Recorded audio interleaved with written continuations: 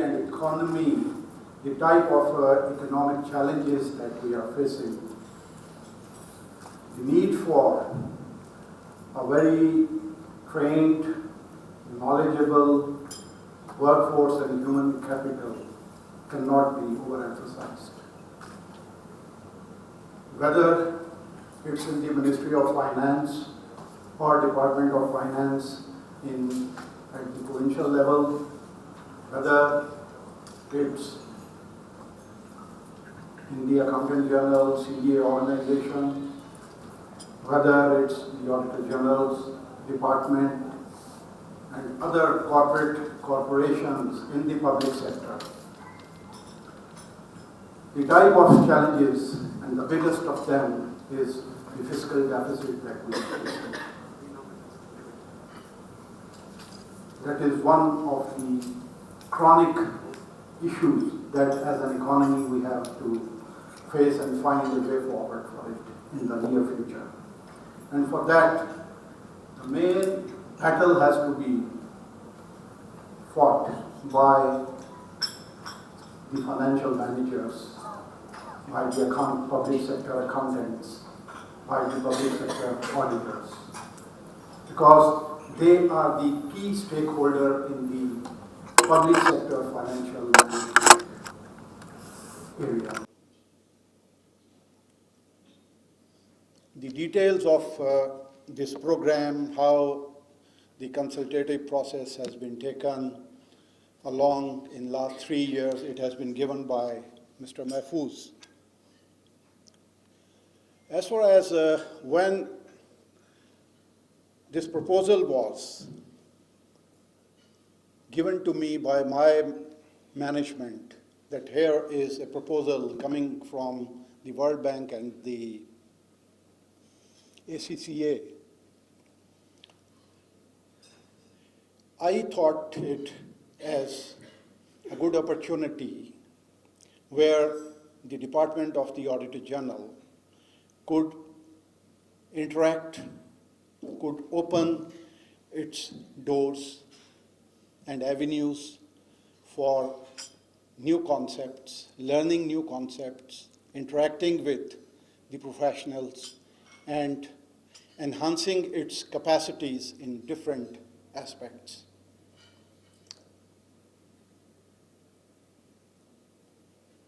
And this was in line with our strategic parliamentarians, the policy makers, and general public at large.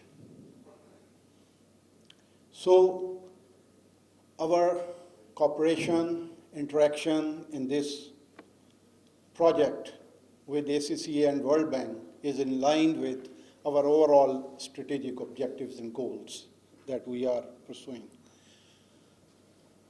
When my DGs, they came up to me and they asked that here is the ACCA module that they are going to pilot. And my first reaction to that was that the ACCA historically and by its very nature is an organization which particularly caters for the corporate sector, the private corporate sector. If I said that if it has to be a meaningful activity, then the public sector, corporate sector and public sector thinks it should be included in the overall curriculum of this module. And I think that they are working on it. That's why that I welcomed and I asked them to start their piloting of their project by utilizing the premises of our training academies. We have a training academy, head office in Lahore, and there are 4 provincial sub-offices of our academies, premises in Balochistan, in Karachi, Lahore, and Islamabad, and then in Peshawar. So I think that this collaboration many of you will definitely say them of the repetitive nature. They would relate to weak financial decision-making, weak internal controls, weak compliance to the rules and regulations, imprudent use of public funds. So all these broad categories of the issues which are reflected and discussed in our audit reports annually. In every annual report, you will see these 10 or 15 broad categories of the public financial management issues which are.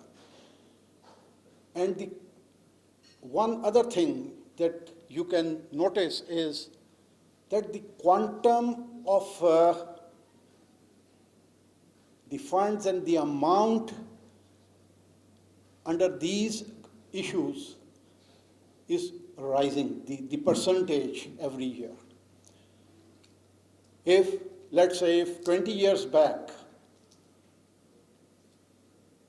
the type of sample that we took today and at that time, the amount under observation used to be, let's say, 25%. Now, that amount has risen under observation to maybe 50 or 60%. What does it indicate? It indicates that as a system, we have not been able to improve our controls and compliance regime, compliance to the rules and regulations. Because the more compliance is, there is an improved compliance, there is more transparency. There is less chances of misuse of public funds or wastage of public funds. There is more discipline then, more better governance and better delivery of services. So these are some of the lessons that I have learned being the public sector auditor. So I am sure that this project is going to give a lead for a better financial management regime in the country when the people are trained. From the public sector, they are also trained. That's why I asked that if you are going to use our premises, then in each course, you should, at every station where you are going to run, you will train 10 of my officers and staff people there. And ACCA has agreed, and we are doing that. So there is a need that all of us, wherever we are working in the public sector, we should rise to the occasion. We should train ourselves, equip ourselves, and then create opportunities to update the skills and knowledge of our staff. Because it is only through that knowledge and better skills and competencies that we shall be able to tackle our economic issues and come up with better reporting and better decision making. I once again thank you, give my thanks to ACCA, to the World Bank, and to the governments of KP and Balochistan. Thank you very much.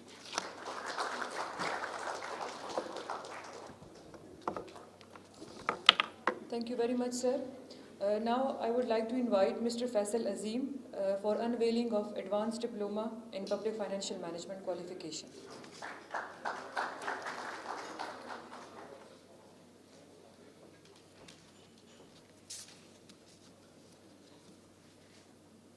Assalamu alaikum and good morning, everyone. My name is Faisal Azim. I'm Head of Education and Public Sector at ACCA, and it gives me great 115th anniversary of ACCA. We were formed in 1904. So 115 years of working in various markets, various countries, and various organizations, starting from a team of 8 individuals to what we are now is an organization that operates in 179 countries with over 219 qualified members and approximately 500,000 students in those 179 countries. And we are one of the largest accounting body with its presence in the public sector, with approximate we have anywhere across the world. But in addition, there are many other partnerships we enjoy, and the number raises to around 453 such partnerships. World Bank Group today at the launch of Phase 2 of the Public Financial Management Accreditation Program. Let me first congratulate everyone for the success of the first phase. It's an opportunity to appreciate the support that we have gotten from the multi-donor trust fund donors, with whose grant support we were able to undertake this and support these training activities. So all in all, this augurs very well for the strengthening and development of public financial management practice in Pakistan. Speakers before me have spoken at length about the advantages of having a responsible, well-trained public finance officials and what it can do to improving development outcomes in Pakistan. In the course of my remarks today, I'll make 3 brief points. First one would be on scaling up, second would be going digital, and third would be to prepare the future cadre of accounting professionals for Pakistan. On scaling up, glad to see ACCA having a very comprehensive approach to train mid-career professionals or others who are entering the accounting profession.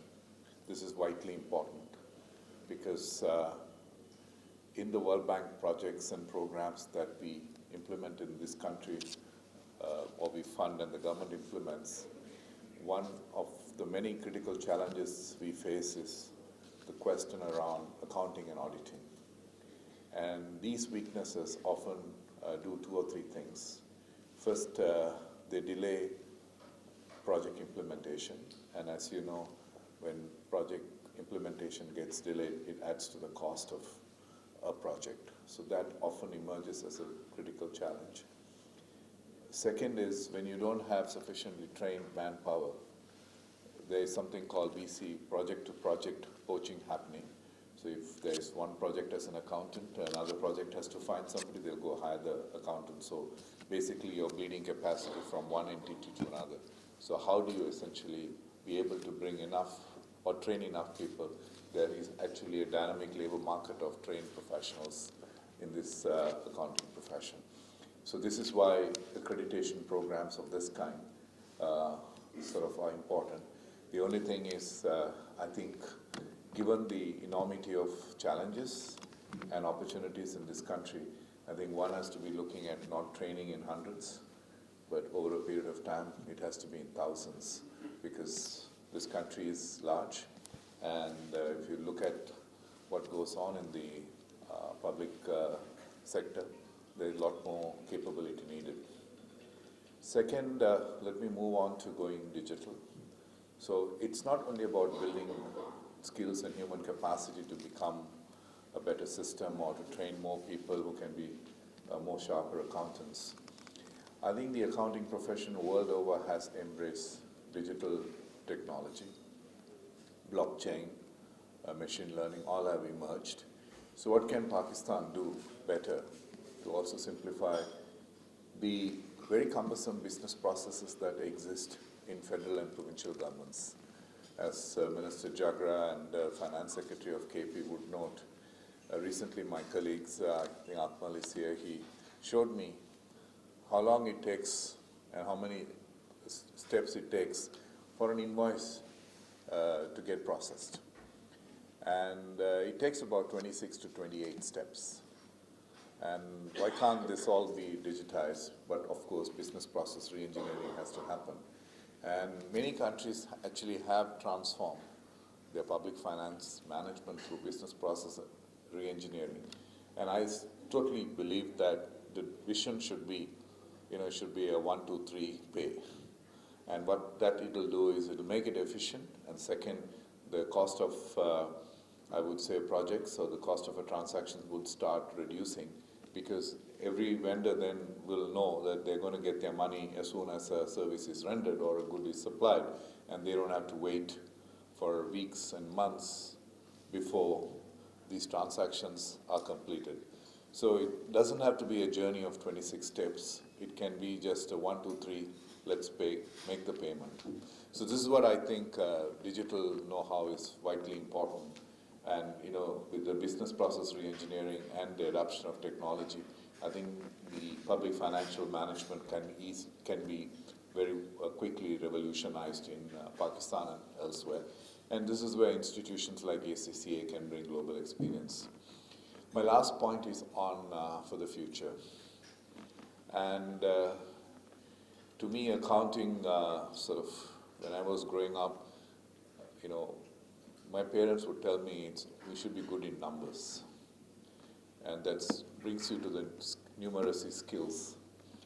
And recently, we at the World Bank, our education team, compared all the South Asian economies on literacy and numeracy skills for 10-year-olds. And we found that when compared to other parts of the world, South Asia has the most number of illiterate kids when it comes to both numeracy and literacy. And if you don't invest today in the building up of the numeracy skills, you're really going to have challenges going forward, because in a digital economy, it's more about getting to know your numeric skills, which in turn gives you the cognitive capability. So I think governments have to start investing a lot more in primary education. And sometimes people ask me, what has that got to do with the qualified accountant? I always say the links are very clear. If you don't have the basic numeric skills, how are you going to create the future generation of financial professionals, accountants?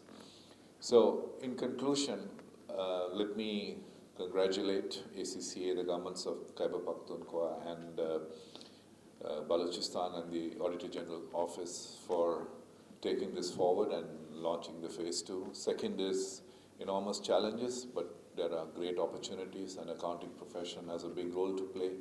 Scaling up right now is great, but also need to look at how business process engineering could transform the landscape, bringing more digital capability into public financial management. And lastly, with better public financial management, the focus should be to build the future accountants and invest in the literacy, including the numeracy skills. So thank you very much once again. Thank you very much, sir.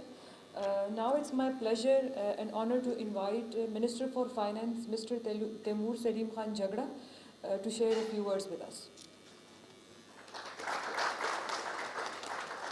Bismillahirrahmanirrahim. I think that the way this program has been designed seems like a bit of a nefarious plot to set me up to fail. You're speaking up after 6 or 7 different people means that holding interest, the bar is now higher. More so because accounting is a very important topic in government as well as in the private sector. It's probably not a very exciting topic. So one piece of feedback perhaps to my own team is perhaps we can think about how to change the structure of these sessions so they're a little bit more interactive, a little bit more engaging. Because if I have to speak after 6 other people have spoken and we all give long sermons, I think the first people you guys should applaud is yourselves for sitting through this. So thank you very much. I'd like to thank my colleagues from the government of Balochistan, from the World Bank, the Auditor General, and all of you from ACCA for coming and making there. Indeed, I think this is an important topic, and I won't dilate more on the details of the course. I'll give a few general thoughts, because I think it's important that we try and keep the big picture in mind. And I think in that, just 3 or 4 things. First is, there is an accounting function in government. It's partially with finance. There's then an audit function with government. there's different functions that actually deal with public financial management. I think it's very fair to say that we need to certainly upskill the people driving the work over there, because in a number of ways, what's produced or the work that's done is very clearly not supportive of the sort of pace and quality of decision making that this country needs. One of my frustrations with the system within the finance department in general, and I see that in Islamabad, I see that in Peshawar, and I'm sure it's the same in all other provinces, is you have this linear system of decisions coming in, the finance department having significant power to be a bottleneck and using that power sometimes wisely and sometimes not wisely. And as Elango talked about, the delay in decisions sometimes actually costs more than the little bit of money that we're trying to save. I think if I look at sort of specific examples that have struck me in, it's still been 11 months that I've been in government, is I remember our first Public Accounts Committee meeting where the auditor was taking us through the decisions. He proudly talked about, I've unearthed some corruption in food purchase. And then he gave a story about how because the government had purchased wheat at a different price to what was the original listed price, that this was corruption. But then when he gave us the details were that the market price had actually moved. There was a paper that needed to be moved to sort of get the approval, and perhaps there was a process deviation, but there's actually not a single rupee of corruption involved. And you see, we often make headlines with things like this, and we actually slow down decision making because we start to tag the wrong things as sort of corruption. I was at another example. I was at Hayatabad Medical Complex, which is perhaps the best run hospital in the province, perhaps one of the best run public hospitals in the country. And I went there to see a patient at around 7 p.m. and I couldn't help but noticing that the hospital was noticeably cleaner than other public sector hospitals I've seen. And that every corner that you went to, there was janitorial staff that was actively cleaning. And it didn't have anything to do with my visit because it was a personal visit. It wasn't announced. There was no security with me. And so I met the head of the hospital and just tried to both compliment him on it and ask him how he managed to make this work.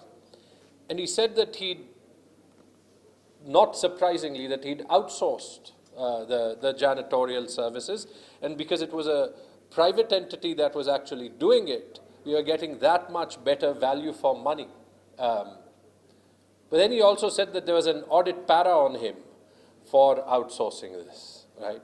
And it just completely boggles the mind, because if that's how we're going to disincentivize impact, then the job of accountants and auditors is actually retarding or destroying service delivery rather than the other way around. And I think this is not just a problem in Pakistan. I've worked extensively in the development sector as well. We often talk about value for money. And remember that this is a great concept, but it has a numerator and a denominator. The numerator and the denominator are both the cost and the impact. And often in the public sector, we forget that we can reduce the cost, but if we disproportionately reduce the impact, that we're actually perhaps wasting more money while spending less. It seems like an alien concept, but it's true. The Khyber Pakhtunkhwa government, I'm very proud of what we have done over the last year in terms of accelerating reform in public financial management.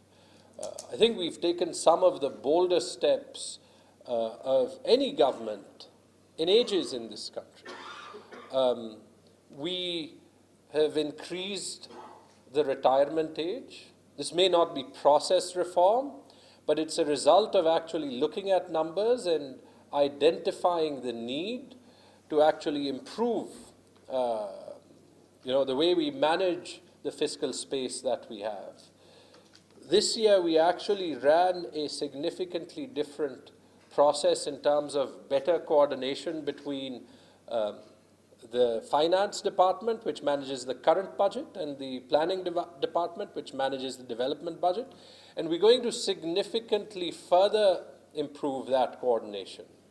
Because in the end, money is money. And the way our entire system is set up right now is that, unlike private sector organizations where if there are different business segments, those business segments would own and manage their budget. It feels like government departments only own spend. They don't own the potential money that they have available to them, and only see it as their job to come to finance or planning and negotiate for as much as they can get, regardless of whether they need it or not, and regardless of whether they spend it effectively or not. So we're starting to change things like that, and the biggest impact that this change in process actually had, and we worked cross-department, was we actually managed to increase our development spend. At one point for the combined province, we were looking at a development budget of about 140, 150 billion.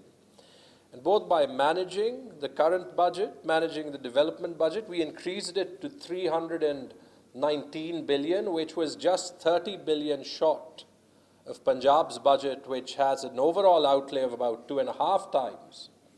But also for the settled districts, for the old province, we actually reviewed about 1,500 development projects and cut out about 40% of that portfolio.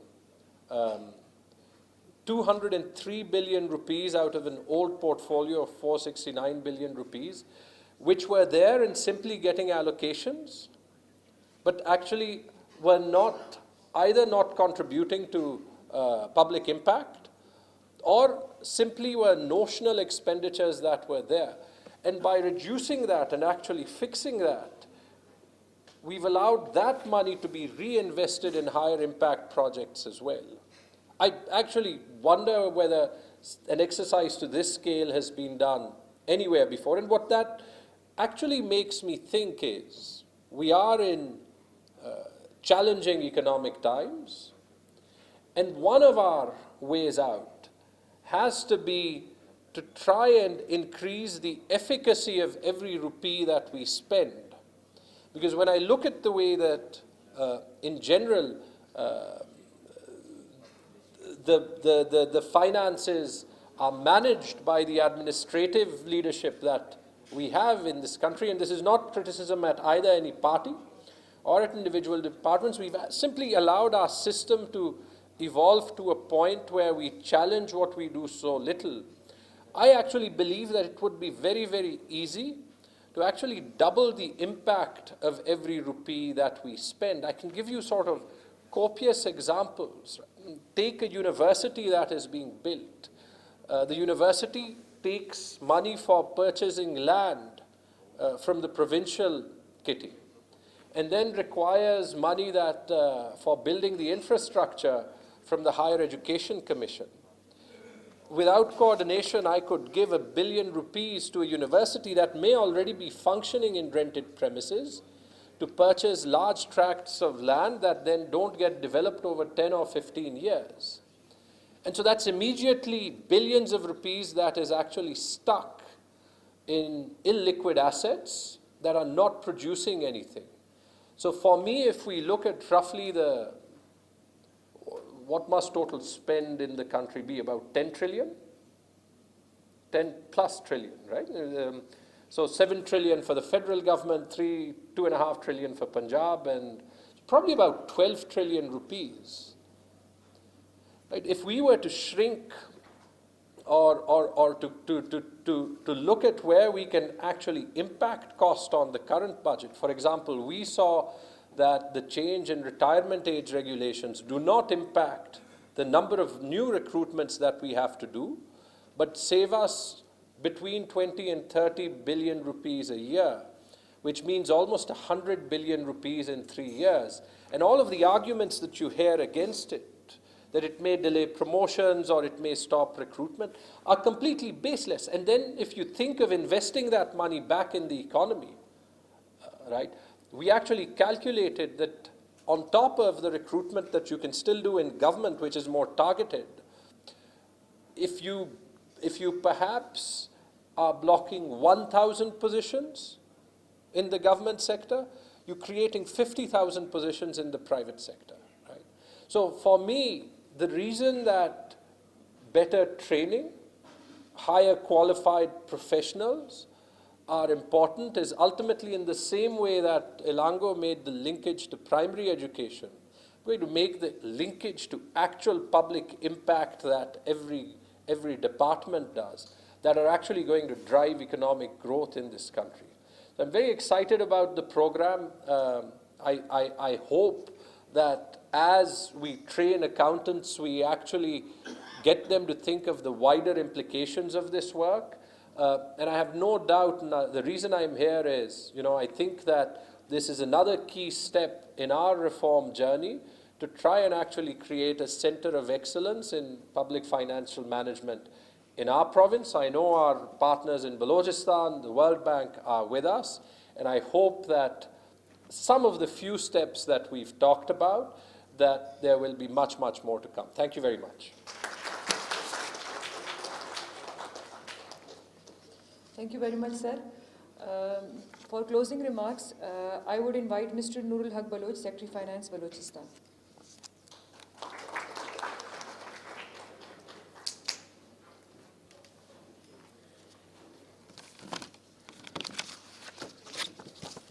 Bismillahir Rahmanir Rahim. It's now touching noon. Good noon, and Assalamu alaikum to everyone. Yes, thank you very much for calling me for the closing remarks. But just to give a snapshot that where we do stand and capacity and what is required. So just let's share you that the capacity issues have been a main hindrance in the socio-economic development and all over the country, and particularly in Balochistan. We must recognize this. And definitely such programs and such initiatives and such capacity building programs will enhance the capacity of the government and the public officials, and resultantly you can see inshallah a big huge development all over in country, and especially in Balochistan and KP in the future. Just to quote an example that how can such programs and capacity building initiatives can help us. We have an example of the GPP with the capacity building of the government officers and an institution like BRA, Balochistan Revenue Authority, which was when we initiated, we had a collection of rupees 800 million. But now with the close of this year, we had targeted and we got more than their target of 9 billion rupees. So this was done with the support and collaboration definitely of our partners from especially from the GPP. So such programs for the ACCA, with the collaboration of the ACCA and getting more such required skills, we do hope that in the future, when we have such public officials having such diplomas and degrees and capacity building programs, so they definitely help us in making the budget and the spendings and the accuracy of the accountancy. As the Minister KP was saying that in the government sector, definitely there is a big, huge amounts allocated for development, especially, and for the non-development side on the current budget, there is a big chunk of money. But with my a little bit experience in the finance department, and I have seen that we have the funds, we have the monies, but in sometimes maybe we do require the required skills, how to spend it, how to monitor it, and how to report it. Because at the end of the day or at the end of the month, close year, someone has to report that. For example, in Balochistan, the current budget, the budget estimates are more than 400 billion rupees. This is a big amount compared to Balochistan's economy and Balochistan perspective. But one has to report at the end of the year that 30th June, when 30th June is closed, and at present there is definitely the Auditor General of Pakistan and the current system, definitely they report to us. But maybe in the new scenario and the new developments and the economics and accountancy and the development, we need some more skills so that these figures, these spendings are reported. And so I do hope that with this launch of this SECA graduates and training of, I think we are going to having 15 more officials who will be getting this training from Balochistan and similar number from KP. I do hope, and we do expect and look forward that such programs will enhance the capacity of our government officials, and definitely this will enhance the socio-economic development of country and the provinces. Thank you very much, sir. MBTF partners and representatives from World Bank for a group photo. You may please come forward to the stage.